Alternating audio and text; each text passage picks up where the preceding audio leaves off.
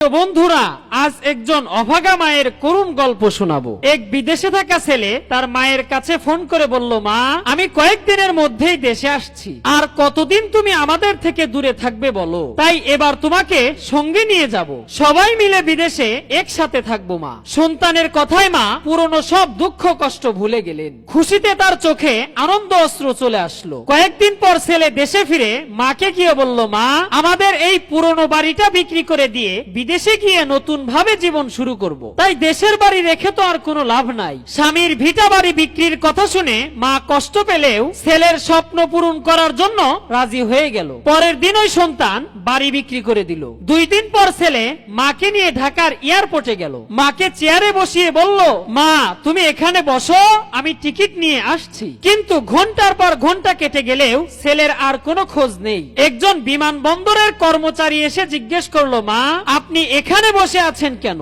কারো জন্য কি অপেক্ষা করছেন? মা বলল, আমার ছেলে টিকিট আনতে গেছে তো এখনই আসবে। তখন সেই বিমানবন্দরের কর্মচারী মহিলা তাকে বললেন, আপনার ছেলের নাম কি বলেন, আমি একটু খুঁজে দেখি। নাম শুনে অনেকক্ষণ খোঁজাখুঁজি করার পর বৃদ্ধা মায়ের কাছে এসে বলল, আপনার ছেলে তো অনেক আগেই বিদেশে চলে গিয়েছে। কথা শুনে মায়ের চোখ থেকে ঝরতে লাগলো সাগরের মতো অশ্রু। কাঁদতে কাঁদতে শুধু বললেন, খোকা, যেখানেই থাকো ভালো থেকো। আমি মা তো সারা জীবন তোমার মঙ্গলই চেয়েছি, আর আমি সব সময় তোমার জন্য দোয়া করি।